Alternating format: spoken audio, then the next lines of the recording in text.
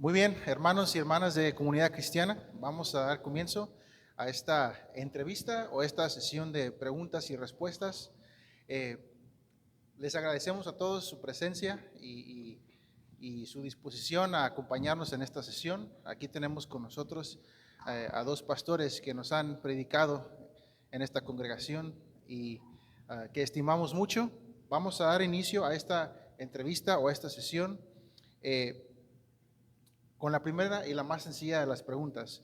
En esta congregación ya los conocemos, pero también para nuestros hermanos y hermanas que después nos vean en internet, nos pueden dar por favor su nombre y qué iglesia pastorean. Mark, mi nombre es Mark Cross y pastoreo aquí con el pastor David, Comunidad Cristiana de Tacoma. Mi nombre es Francisco Quijada y junto a mi esposa y mi hijo servimos a la iglesia, Iglesia Comunidad Cristiana Reformada de Tacoma. Muy bien, gracias. Bueno, voy a comenzar con las preguntas y si ustedes desean ambos responderla o uno de los dos, se lo dejo a ustedes, si quieren compartir respuesta o si quieren tomar turnos, como ustedes lo quieran, ¿ok? Va la primera pregunta. Dice, ¿cuál es una cosa que usted ama de su iglesia local? Empiezo yo, pues. Pues una cosa que yo amo es el privilegio de que el Señor ve cada alma como algo muy especial. Los vio desde antes de la fundación del mundo, nos dice Efesios. Y de que Dios me haya pensado que yo soy digno de ser un colaborador con Él en ver por esas almas. Eso es algo que me llena de asombro y pues es algo que me gusta y me llena de asombro. Casi no lo puedo creer que el Señor nos usa a nosotros para servirnos unos a otros de esa manera. Es algo increíble y maravilloso. Creo que la respuesta, al igual que mi hermano, amo a la gente a quien sirvo, amo su disposición de servir al Señor con su tiempo, de servir a Dios con sus esfuerzos y sus recursos.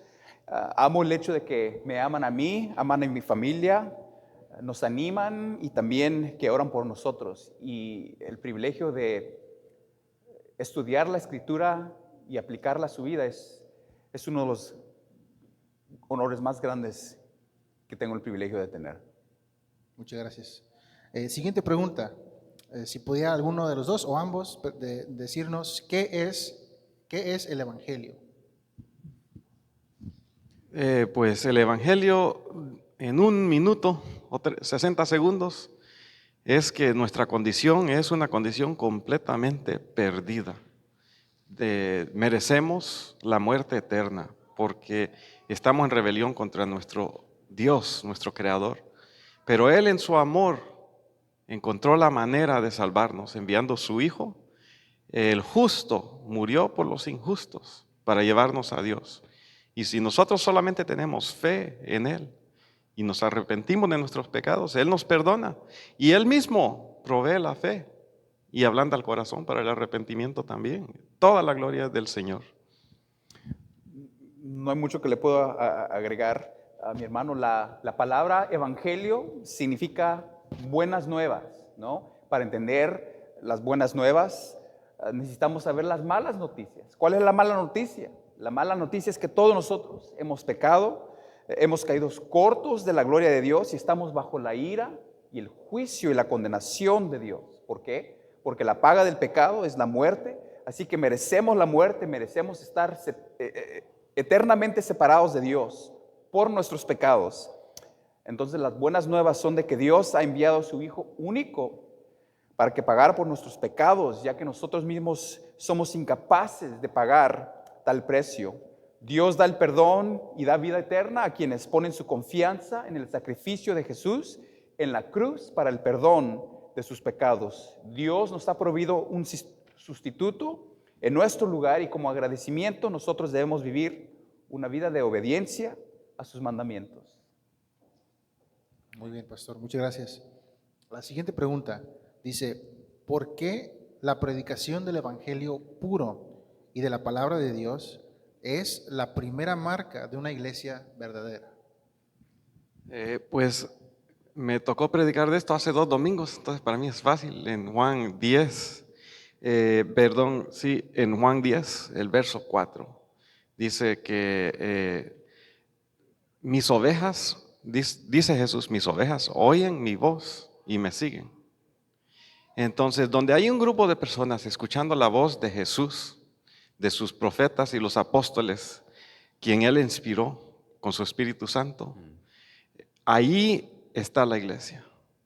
Y si se les presenta algo que no es eso, ellos no van a tolerar. Las ovejas no toleran otra cosa. Un club social, un lugar donde hay muchas cosas y falta la palabra de Dios. Las ovejas van a huir de ahí porque ahí no está la voz de su pastor. Pero si en un lugar se empieza a predicar la pura palabra de Dios, las ovejas van a oír y van a venir y le van a seguir al Señor Jesucristo. Muy bien, muy bien.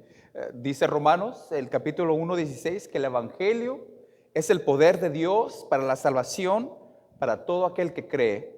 Y en este Evangelio se revela la justicia de Dios y la ira de Dios contra todo el pecado. Si este Evangelio no se predica, nadie se salva. Es el Evangelio que nos hace saber que somos pecadores bajo la ira de Dios, y es el Evangelio que nos hace saber que necesitamos el perdón que solamente se encuentra en Jesús. Todo pecador necesita escuchar este mensaje porque este mensaje tiene el poder de Dios para salvar. Y si este mensaje no se predica, entonces nadie puede ser salvo. Y una iglesia verdadera está compuesta de pecadores arrepentidos. Muchas gracias, pastores. Siguiente pregunta. ¿Tiene la Iglesia Católica Romana el verdadero evangelio? No la tiene por esta razón, porque Pablo nos dice porque por gracia sois salvos por medio de la fe, y esto no es de vosotros, sino es un don de Dios, para que nadie se gloríe. Entonces no nos podemos, nuestros amigos católicos, si usted le pregunta cómo se salvan, algunos van a decir que por fe, pero la cuestión es que se le agrega algo más también. Hay que seguir los sacramentos de alguna manera, hay que seguir algunos reglamentos de la iglesia. Solo por la fe, no. Entonces ese no es el verdadero evangelio. El verdadero evangelio es que la gracia de Dios nos salva y accedemos a eso por medio de la fe. Bueno, así es. Muy bien. Siguiente pregunta. ¿Por qué la disciplina eclesiástica es una marca de una iglesia verdadera? Esa es la mía. La disciplina de la iglesia asegura que el pecado es corregido y se mantiene la santidad y la pureza de la iglesia. Esta corrección puede venir por medio de una exhortación privada, y también viene por medio de la expulsión de un individuo rebelde. La palabra disciplina lleva en ella la palabra discípulo, ¿no? Y en ese sentido corregimos a nuestros hijos para que crezcan y sean obedientes, para que sean responsables y son criados en un ambiente bíblico para que reflejen un carácter cristiano. Y de igual manera la disciplina en la iglesia nos discipula cuando nos descarriamos de los caminos y de los mandamientos de Dios. Amén. Muchas gracias. Pregunta número 7. Es una pregunta un poco más larga, si necesitan repetición me dicen. Dice, ¿cómo animaría usted a un pastor o a los ancianos de una iglesia local que desean reformar y practicar la disciplina eclesiástica, pero que nunca la han practicado antes en su iglesia? Yo invitaría al pastor Frank a que venga como invitado a predicar acerca de la disciplina eclesiástica, pero más seriamente enseñanza, como la enseñanza que nos dio el hermano hoy. La enseñanza sobre Mateo 18, Primera de Corintios 5, Gálatas 6:1. Varias predicaciones y enseñanzas se podrían desarrollar para que como seguidores de Cristo entendamos y crezcamos en esa área. Es un proceso muy lento, muy difícil. Imagínense un crucero gigante que está en el mar, yendo a toda velocidad. Ahora este crucero tiene que parar completamente y dar la vuelta, 360 grados o 180 grados, para regresar de donde vino. ¿Cuánto tiempo se tomaría? Este crucero está gigante, se toma de 2 a 3 minutos para parar completamente. Es un proceso muy lento, muy difícil, pero es un asunto de poner nuestra fe en la soberanía de Dios, porque solo Dios puede cambiar la mente y el corazón del ser humano. Poner todo en las manos de Dios y empezar a formular un documento, ¿no?, que explique cuál es el proceso. Es necesario que muchas iglesias tengan algún documento del gobierno de la iglesia para que cuando una persona va a ser miembro de esa iglesia sepa las reglas, que sepa el proceso de la disciplina, formar una clase de documento, la constitución, la filosofía del ministerio. También sería bueno que busquen un consejo en su misma denominación o en con otros pastores, otras iglesias que han practicado y creen en la disciplina de la iglesia para encaminar este proceso de implementar la disciplina en la iglesia, entre otras cosas. Muy bien, muchas gracias. Pregunta que sigue, dice, ¿cómo están conectadas las ordenanzas, si es que lo están, con la disciplina eclesiástica? Muy buena pregunta. Pues una persona que está en disciplina no está aceptando la disciplina, no está en comunión con el Señor. ¿Cómo puede tomar entonces comunión en la Santa Cena?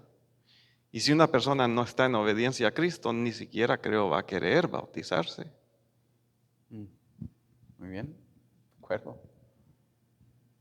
Muchas gracias, pastor. Pregunta que sigue, dice, ¿cómo animaría o incluso cómo reprendería bíblicamente a una iglesia local que no practica la cena del Señor? Como dijo mi hermano, como contestó la otra pregunta, los llevaría primeramente a la Escritura, porque es ahí donde el debate empieza y donde el debate debe terminar. Por estas razones existen las denominaciones, porque cuando uno se une a una denominación, hay leyes, hay reglas que seguir. Pero si una iglesia no está en una denominación más grande o con otra fraternidad de iglesias, esto puede ser peligroso, porque si un día los líderes de la iglesia desean, por ejemplo, poner una estatua de María y dicen, ahora de hoy en adelante vamos a orar a esta estatua, ¿no? ¿Quién puede decir que no? ¿A quién lo reportamos? Si no estamos de acuerdo, tendríamos que dejar nuestra iglesia, a movernos a otra iglesia, porque no hay reglas, no hay leyes de constitución. Así que la primera ruta es la fidelidad a la Escritura, a las palabras de Jesús. Después de ahí, no hay mucha esperanza. Amén, amén. Muy bien, muchas gracias. Siguiente pregunta, dice, esta va dirigida a usted, Pastor Frank. Dice, ¿son importantes los credos y las confesiones para las iglesias locales? ¿Y qué le diría usted a un cristiano que dice, no necesito confesiones y no necesito declaraciones doctrinales? Todo lo que necesito es la Biblia. ¿Cómo respondería usted a un cristiano que dice eso? Los credos y las confesiones de la iglesia tienen gran importancia por varias razones. La palabra confesar literalmente significa decirlos juntos, hablar juntos a la misma vez. Y en este asunto, una confesión es que toda la iglesia confiese lo que la iglesia cree. En la historia han habido debates en cuanto a la Trinidad, en cuanto a la deidad de Cristo, en cuanto a la deidad del Espíritu Santo, muchos debates en la historia. ¿Cómo sabemos quién está mal? ¿Cómo sabemos cuál es la confesión de la iglesia primitiva? Muchas de las confesiones nos enseñan cómo definir ciertas doctrinas, ¿no? Si usted le pregunta a un cristiano que no cree en los credos, si usted le pregunta a estos 10 cristianos que le dé una definición de la Trinidad, le aseguro que usted va a recibir 10 respuestas completamente diferentes la una con la otra. ¿Por qué? Porque no hay confesión, no hay algo mutuo que los une. En cuanto a usted le pregunta a 10 cristianos que creen, que afirman el credo de Nicea, van a contestar estas 10 personas conforme a la definición, por ejemplo, en la confesión, el credo de Nicea. Pero si conocemos nuestras confesiones, si conocemos nuestros credos, nuestra historia, podemos estar unidos en la fe. Bien, ¿hay algo que quisiera agregar, Pastor Mark? Sí, todo lo que él dijo, estoy de acuerdo. Son muy importantes los credos, las confesiones doctrinales. Nosotros como iglesia aquí tenemos una confesión doctrinal. Y para los que están viendo en línea, si usted asiste a una iglesia y nunca ha visto la confesión doctrinal de su iglesia, debe preguntarle a su pastor cuál es y ver si va de acuerdo a las escrituras. Pues aquí yo y el pastor David nos aferramos a la confesión doctrinal de New Hampshire. También, claro, la de nuestra iglesia que va mano a mano con esa. También cuando el Señor me llamó al pastorado, hice un credo, una confesión doctrinal personal, y lo veo como en inglés dicen book report de la Biblia, digamos un reporte de un libro, un sumario de lo que la Biblia enseña. Es una manera de como describirle a alguien que nunca ha oído de lo que es un credo o una confesión doctrinal. Muy bien, muchas gracias. Pregunta que sigue, dice, ¿tenemos una asociación entre bautistas reformados y presbiterianos reformados?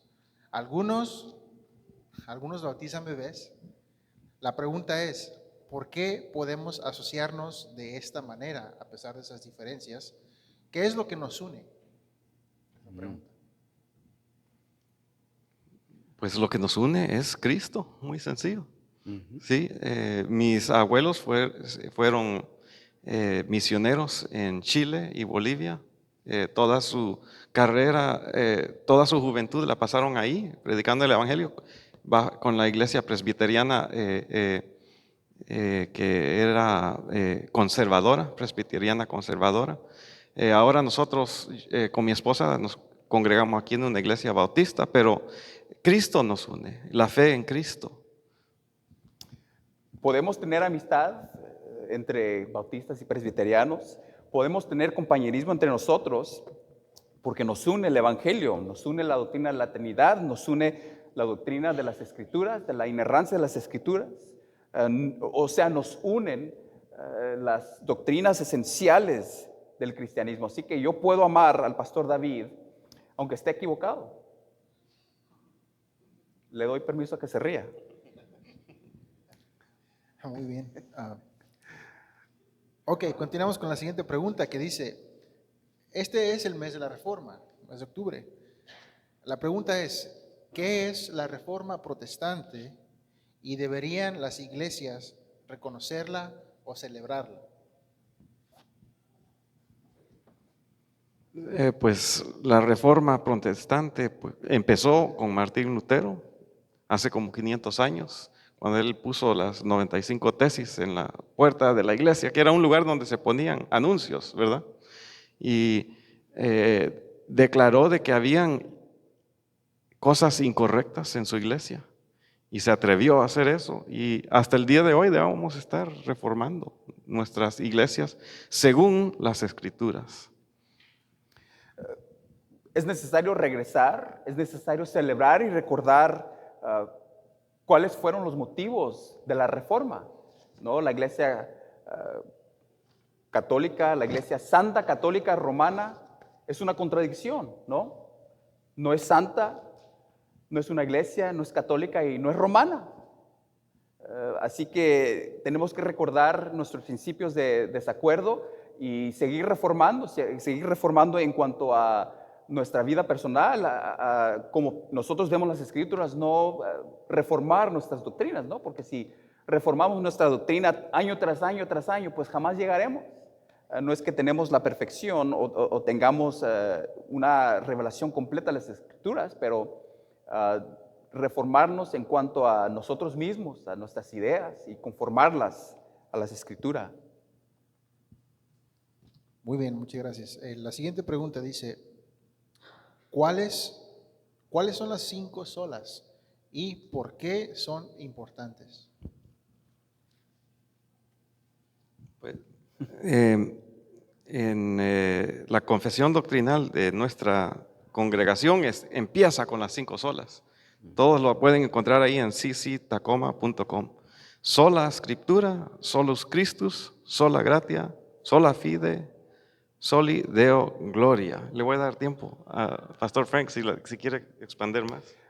Estas frases son importantes porque resumen las principales creencias de la Reforma. Enseñan que la salvación viene solo a través de Jesucristo y que esta salvación se recibe solo por la gracia, a través de la fe, no por nuestros propios esfuerzos. La Biblia es la única autoridad verdadera para lo que creemos y toda la gloria pertenece únicamente a Dios. Esas son un resumen de las 5 solas de la Reforma. Muy bien. Siguiente pregunta dice, ¿quién es su reformador favorito, si es que tienen uno, para el cual les gusta recordar o estudiar? ¿O qué reformador le llama más la atención sobre qué fue lo que hizo? Pues mi reformador favorito es Casiodoro de Reina. Y soy un poco particular porque él era hispano, hablaba español.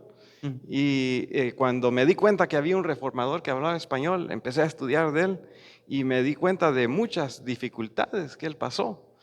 Cómo muchas veces casi pierde la vida y aún traduciendo la Biblia al idioma español, que la leemos hoy nosotros y después Cipriano de Valera le ayudó con el trabajo que él ya había hecho, hizo una revisión después. Pero sí, es un reformador que muy poco conocido y por eso me ha dado mucha curiosidad estudiar más acerca de él.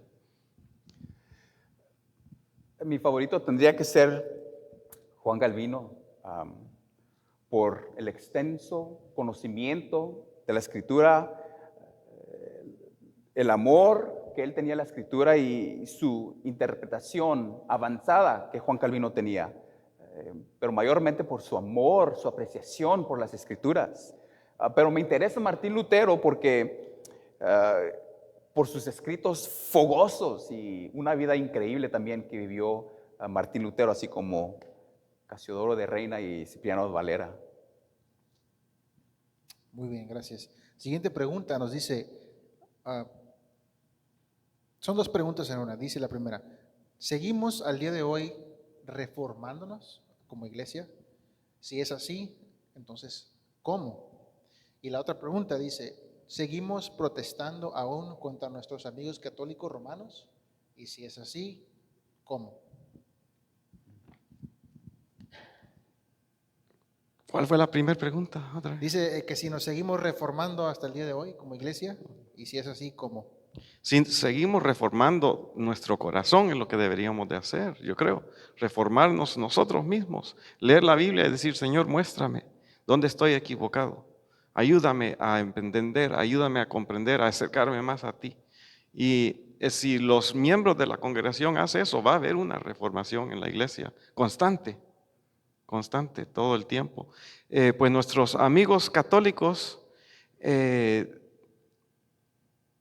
pues en la iglesia católica hay personas que el Señor ha escogido y Él los va a llamar y puede usar nuestra palabra para que ellos salgan y el evangelio cambie su vida. Entonces en esa manera sí hay que protestar. Sí, seguimos reformándonos en santidad, en conocimiento, transformando nuestra mente a conformarse más a la Escritura, más a la voluntad de Dios. Como dije, no podemos seguir reformándonos en doctrina porque ¿cómo reformaremos nuestra doctrina de la Trinidad? ¿Qué hay que cambiarle a la doctrina de la Trinidad? Seguimos protestando en contra de la iglesia de Roma, en contra de sus enseñanzas falsas, porque insiste en los mismos errores doctrinales, especialmente en la doctrina de la justificación que es por fe. Ellos dicen, sí, es por fe, pero también es por fe y por obras.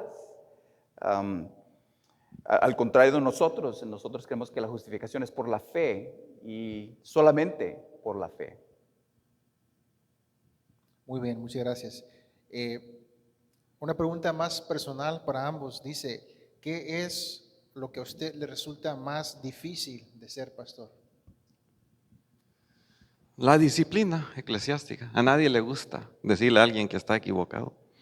Es lo más difícil para mí hasta el día de hoy. La misma razón por la cual amo mi trabajo, la gente. En todo aspecto hay miembros difíciles que critican duramente, no quieren cambiar su manera de pensar, no quieren cambiar su manera de vivir, pero también son difíciles porque sus problemas son difíciles y no podemos tener una solución a los problemas, ¿no? No podemos curar la enfermedad, no podemos traer a los muertos a resucitarlos, no podemos sanar matrimonios, y eso es lo difícil. Y eso es difícil, no poder dar más de lo que uno da. Ok, y llegamos a la última pregunta y es ahora lo contrario. ¿Cuál es la cosa que usted más ama? O se podría decir, ¿cuál es su cosa favorita de ser pastor? Las almas, las personas preciosísimas almas del Señor, y poder trabajar juntamente con ellos, eso es lo más precioso, porque cuando veo el valor que el Señor ha puesto sobre cada uno de ustedes, y de que el Señor me haya dado el privilegio de trabajar juntamente con ustedes, sea pastor o solo esté en otro ministerio, no, es un privilegio y algo maravilloso para mí. Igual, lo más difícil es la gente y lo que amo más de mi trabajo es la gente. Sus necesidades, sus dolores, sus pesares, sus dolencias, compartir eso con la gente es uno de los beneficios más grandes que he tenido. Después de ser esposo a Iris, después de ser padre a Abel, el poder servir al cuerpo de Cristo es el beneficio más grato que he tenido en toda mi vida. Muy bien, muchas gracias, pastores. Esto fue la última pregunta del guión que tengo aquí para hacerles. Yo nada más voy a agregar una última personal, una pregunta sencilla, que si ustedes quisieran agregar algo a esta sesión de preguntas y respuestas, algo para nuestra congregación o para las personas que nos escucharán después, cualquier cosa que deseen agregar, algún mensaje personal hacia la iglesia de Cristo. Amar al Señor más, pedirle a Él que le dé más amor por su palabra, entregarnos más a Jesús, buscarlo más cada día, con más entrega. Eso es algo que yo quiero para mí y para todas las personas que juntamente conmigo van siguiendo al Señor. Igual, dense por completo a la iglesia. Dense por completo a la iglesia. No duden del trabajo, no duden del dinero, den todos sus esfuerzos, den todo su dinero, si pueden, a la iglesia. Jesucristo ama a la iglesia más que cualquier cosa en este universo creado. No lo puedo decir suficiente. Y si usted ayuda a esta iglesia a expandirse al reino de Dios sobre la tierra, Dios le va a bendecir. Y ore por su pastor, ame a sus pastores. Y una cosa más, ore por su pastor. Amén. Amén. Amén, sí, muchas gracias, Pastor Frank, gracias, Pastor Mark. Gracias a usted. Con eso concluimos nuestra sesión de preguntas y respuestas. Le damos las gracias a ustedes, gracias a nuestros hermanos y hermanas de Comunidad Cristiana de Tacoma, y gracias a nuestros hermanos y hermanas que verán este video después en internet. Pastores, le invito a cualquiera de los dos, si nos quiere terminar cerrando en una oración. Señor, venimos ante tu presencia. Gracias porque pudimos contemplar estas preguntas importantes. Ayúdanos, Señor, a seguirnos reformando para la gloria de tu nombre, a amarte más. En nombre de Jesús oramos. Amén. Amén. Gracias. Pastor.